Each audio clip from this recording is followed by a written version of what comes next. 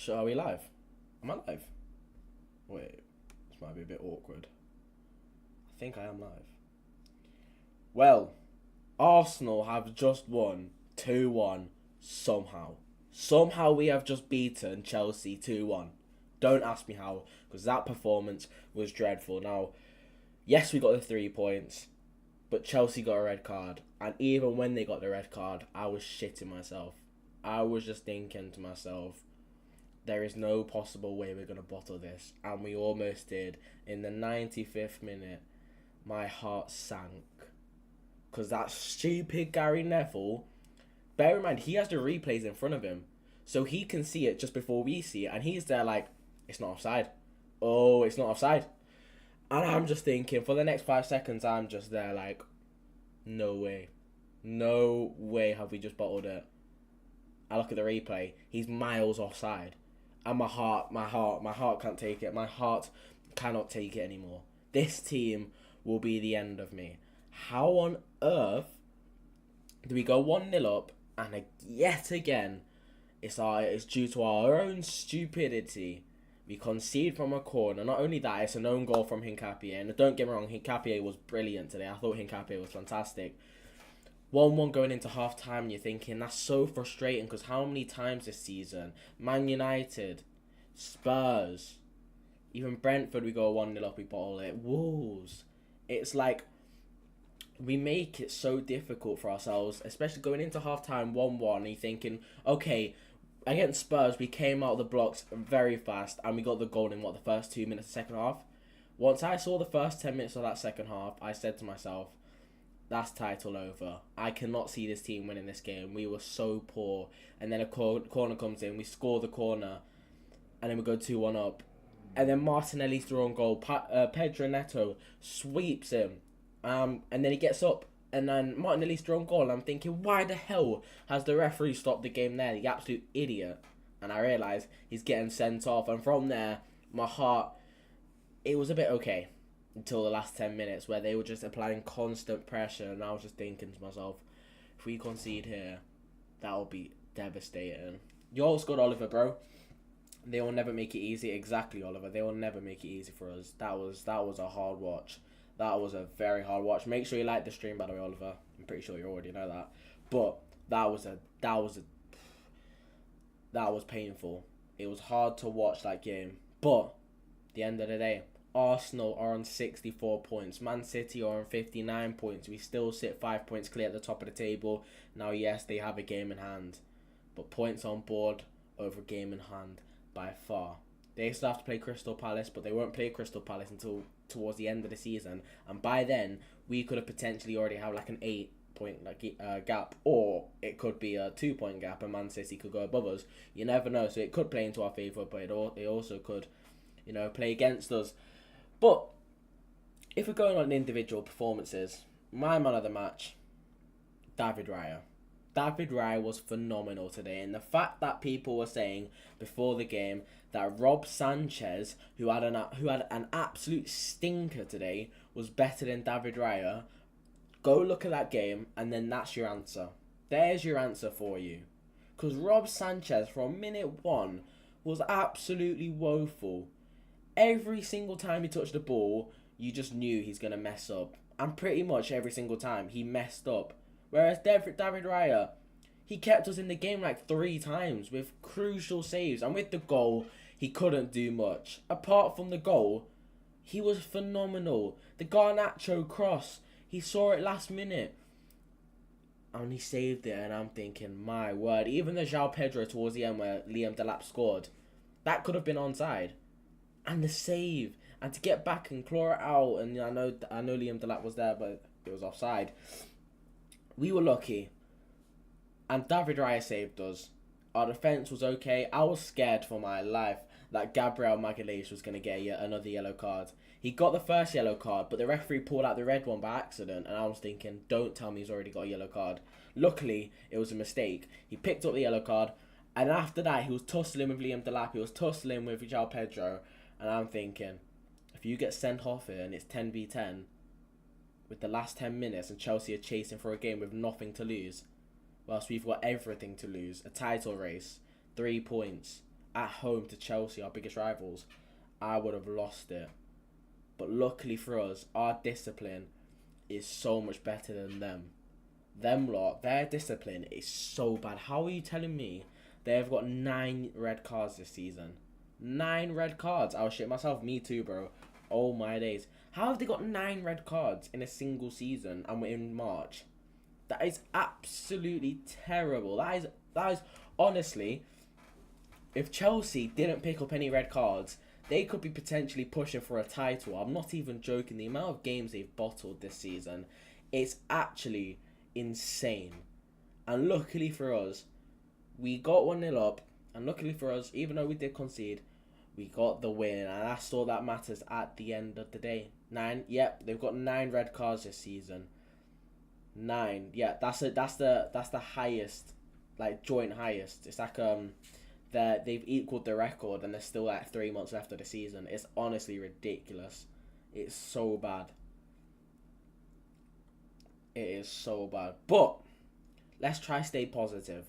Arsenal win 2-1 against Chelsea. That's 2 wins in a row now against Spurs and Chelsea. 2 wins that could have made or break our season. Lost both of them, you could say we're in the top 4 race. Win both of them, and we're still in the title race. And that's exactly what we did.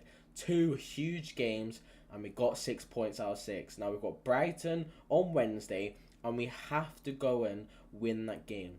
We have to go and bounce back and get this momentum going. We have to keep on winning from now to the end of the season. Man City still have to go away to Chelsea, and Chelsea, as we all know, they always turn up in big games, so they could drop points there.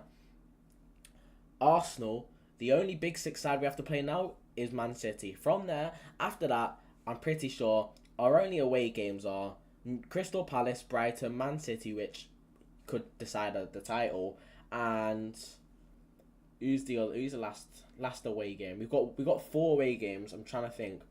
Who is the last away game? Who is it? I'm trying to think. And I can't think. Who's our last away game?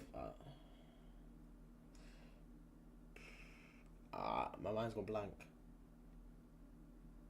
Let me search it on. What? Why is my mind actually gone blank?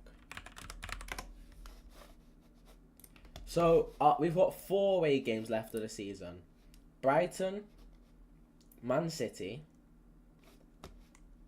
Man City, Crystal Palace, and West Ham. So, if you think about it, put our home record, our home record is phenomenal. Let's just say we win majority of our home games. 3 out of the 4 away games should be wins. The only one is Man City. We are in a good position, and all we have to do from now to the end of the season is keep on winning. Oliver, I knew it was Palace. It was West Ham, the one that was missing. We just have to keep on going. Keep on going. Build from those 2 wins. Spurs win was phenomenal. Chelsea, the performance was not great, but we still got the 3 points. So we build on from that. 6 points from 6 in London derbies. We've got Brighton, and I expect 9 points from 9. Then we've got Mansfield, and then we've got Champions League, and then it's the Carabao Cup, and then it's international break. So win every single game until the international break, and we reset after the international break, and we go again full speed ahead and go and win every single trophy we can possibly win. Premier League, Champions League, Carabao Cup, which we hopefully would have already won by the international break. And if we do win the Carabao Cup, the mentality and like the physiological effect that it could have on this Arsenal team, it could genuinely push us on and go to win the title. It genuinely could push us on and win the title. And the FA Cup. Now, assuming that we beat Mansfield, let's hope we get another easy draw in the quarterfinals. And if we win that quarterfinals, we're in to the semi-finals, which is Wembley. Wembley again. We could be at Wembley twice this season. Possibly. But I'm not trying to get too ahead. I'm not trying to get too ahead of myself, though. I'm not trying to get too ahead of myself. I do think there's still a long way to go, and the way that this Arsenal team is performing, if they perform like that against Chelsea, against whoever, Brighton, then we could easily drop points. So we have to be careful. We just have to keep taking game by game, and just winning. We just have to keep on winning. That's the main part, because I am not settling for 4 second places in a row. Absolutely not. I cannot do it no more. I just cannot do it anymore. And we need to build on from that. And I think we will. But you never know. Premier League's a difficult league. We could slip up to anyone. We've seen it literally last week against Wolves. We slipped up there. We can slip up to anyone, but we can also beat anyone. And hopefully we're on the positive side week in, week out. We just got to keep on winning. Just win. That's it. Exactly, Oliver. Just win. That's it. Win, win, win. And hopefully, at the end of the season, we can be happy before the World Cup. Because honestly, we deserve it, man. We deserve the trophies, bro. The shit that we've been through this season, we deserve it. I deserve it. You deserve it. Every single Arsenal fan deserves it. Every single player deserves it. Because we've been one of the best sides in England for the past 4 years now, and we've had nothing to show for it. Nothing. And this could be our year. That win right there could help us. Not in terms of just getting the 3 points, but moving on from that. That's a huge win. I don't think people understand how big of a win that was. That win was so big against Chelsea. Not only did we win, but we also helped them to not get top 5 and get Champions League football. I've been since 2019. What do you mean, Oliver? Boys, if you're in there, make sure you like the live. It will mean a lot. Please like the live and subscribe. We go live every single day at 7 p.m. Currently doing our match reaction. It's a good one because Arsenal won 2-1 against Chelsea. And Pedro Neto, thank you very much for the red card, you absolute idiot. But if we go on individual performances, shall we just go player by player? So David Raya for me was my man of the match. I thought he was phenomenal between the sticks. He was absolutely amazing. The amount of saves that he made, his distribution, once again, phenomenal. He is just a brilliant keeper. And the disrespect that I've been hearing about his name since that Wolves game, it's been mind blowing. But since that Wolves game, we played Spurs and Chelsea, and he's been so good in both of those games. And that is what we like to see. And we just got to keep on going. David Raya, my man of the match. Moving on to Timber now. Obviously scored the goal from the corner, which won us the game basically. And I thought Timber was better. A lot better. I mean, in recent weeks he's been looking tired beyond the 60th minute. But today, a lot better. I feel like he just looked a bit more refreshed. You know what I mean? Could be had a week off. But now we've got Brighton on Wednesday. Can he play another 90 minutes? I am not too sure. Hopefully he can. If not, hopefully Ben White's back. If not, we're going to have to play Mascara there. Because if Timber cannot play, I don't want to risk him getting injured. We need every single player from now to the end of the season. I thought Timber was one of our better players. Going forward, looks a lot better. His link-up play with Saka looks a lot more better. They're building chemistry. Finally, we all know down that right-hand side, Ben White and Saka have been the better duo than Saka and Timber. But today they looked a lot better. Timber, he needed that rest. Yeah, he did. Timber definitely needed that rest, 100%. Moving on to the centre-backs now. William Saliba obviously got the other goal. 2 set pieces. Set piece again, ole ole.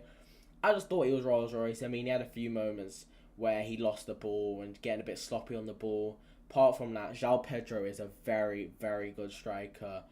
And they did very well to limit him to pretty much nothing. I mean, João Pedro was causing us all sorts of problems.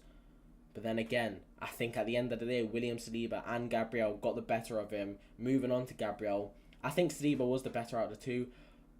Was he? I think Gabriel was just a monster once again. Gabriel was an absolute monster. Every single week he's the monster. And that's the difference between Arsenal and Chelsea, by the way. Pedro Neto gets a yellow card. 2 minutes later gets a red card. Gabriel picks up a yellow card. And he stays disciplined. He doesn't go into stupid challenges. He doesn't give away reckless free kicks. He stays level-headed, and he manages to not get a second yellow, and he goes on to survive for the 90. Arsenal have 11 men on the pitch, and that's the difference. 11 v 10. That was the difference. That was the game changer. And thankfully, Pedro Neto was an absolute idiot. Moving on to Hincapié now. I thought Hincapié was phenomenal, even though he scored an own goal.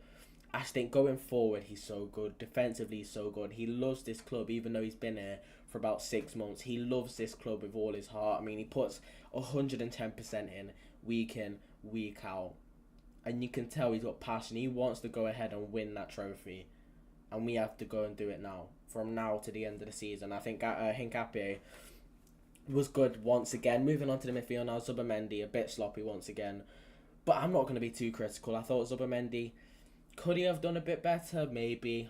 But at least he wasn't giving away stupid goals. I mean, he almost did in the first half where João Pedro almost got in the end of it. And I don't know what he's doing. It's just stupid shit like that what concedes us goals. But luckily for us, David Raya cleared it out. But yeah, Zubimendi, he was okay. Not the best, but you never know. I mean, we got a win, so I'm not going to be too critical. Declan Rice, he came off injured, I'm pretty sure, but I think he is okay. He was a workhorse again. Did he get an assist? Did Declan Rice get an assist? I'm pretty sure he did from the corner, no? Did he? Let me check. Yes, he did. So Declan Rice did get an assist. Corners, once again, were so good. Corners, just pinpoint perfect. I don't know what he was thinking. Yeah, I know. I don't know what Zubimendi was thinking when he did that. It was stupid, but luckily for us, we escaped the mistake. Declan Rice, yeah, phenomenal again. Not at his best, but then again, we still won the game. Eze, quiet. Eze, very quiet. And it's very frustrating because it literally, like, he doesn't help himself when all those little accusations where he only turns up for Spurs. You play him against Chelsea and then he's quiet again. He had a chance where he could have scored. He had a few good moments, but it is frustrating and I want to see more from him. I think he will start against Brighton. If not, he'll start against Mansfield. And I just want to see a bit more from him. I do want to see a bit more from him. He got lucky with the foul. Who did Oliver? Saka, I thought was good. Wasn't great though. He was quite quiet. But then again, I'm not going to be too critical because we won the game and that's all that matters. Trossard. Now this one I'm going to be critical with. Leandro Trossard. You should have subbed him off at half-time, Mikel Arteta. I know he made changes very early on in the second half and good. Because Martinelli was a lot better, a lot more electric down that left-hand side. I just thought he was just so idiotic on the ball. Like, the amount of times he gives away the ball, it's like he was playing against us at times. And it was so frustrating to watch because there's so many chances. Through on goal where he just misplaced the pass, or in our own half, he's just dilly-dallying with the ball, trying to dribble past, being selfish. And it's so frustrating to watch with Trossard. I know he's a great footballer. I know he's been very consistent this season, especially at the start of the season.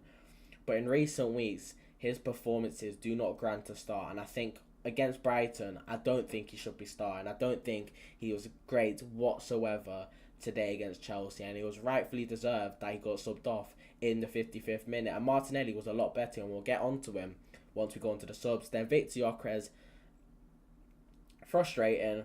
But he wasn't bad. I mean, his hold-up play was good at times. He had a few shots where Chalobah did very well. I thought Chalobah was very good today. And the 2 times that I've seen, not 2 times, because we've seen Chelsea play 4 times. But when I've seen Chalobah play this season, I've always associated him with not being the greatest centre-back. But he has performed very well every single time I've watched him. And I think he is a good centre-back. But Gyökeres, bit frustrating, but it is what it is. I mean, we got Brighton. Hopefully he can bounce back with a goal. On to the subs now. Martinelli came on. I thought he made a difference down that left-hand side. He just looked a little bit more electric. He just wanted it more than Trossard. He was beating his man. He got the better of Reece James at times. And also, he's the one that helped Pedro Neto get the red card, because that run was fantastic. And, yeah. What more can I say with Gabriel Martinelli? Moving on to Kai Havertz now. Kai Havertz, it's just so nice to see Kai Havertz back onto the pitch. I mean, he's a level raiser in terms of our attack. And yes, he wasn't great today, but we were just holding on to a win. It's not like we needed to get a goal. I think if he starts against Brighton, he will make a real difference. And if he does start against Brighton, I do expect us to look a lot more fluent going forward. And I think he is a vital part to our attack. Norgard finally came on. I think Norgard came on because he had to come on because Declan Rice got injured. But then again, it's just nice to see Norgard come onto the pitch. It's been so frustrating seeing Norgard be on the bench countless times. Countless times Norgard's on the bench and I'm just thinking, bring him on. Bring him on because Zubimendi's been frustrating. Declan Rice has been... Actually, no, you never can take Declan Rice off if he's fully fit. But Zubimendi has been frustrating at times this season. And at times where Zubimendi has looked so sloppy on the ball and so tired, you bring on Norgard. And you bring on Norgard today and he looked a little bit... He looked composed on the ball. He kind of just solidified that midfield. It was a bit open at times, but what do you expect? When you take off Declan Rice, you're not going to have that workhorse running across the entire pitch constantly. So, Norgard was okay. Who else came on? We only made 3 subs, right? I can actually check. We only made 3 subs. Apart from that, I think the performance was okay. It wasn't the greatest. We got the 3 points and that's all that matters. But that will be the end of the live stream. I will be back tomorrow at 7 p.m. So make sure you are there. What a win that is for Arsenal. Come on, you Gunners. And yeah, I'll see everyone tomorrow at 7 p.m. Love you. Love you? What? Thank you. Thank you, Oliver, for tuning in and making the stream entertaining for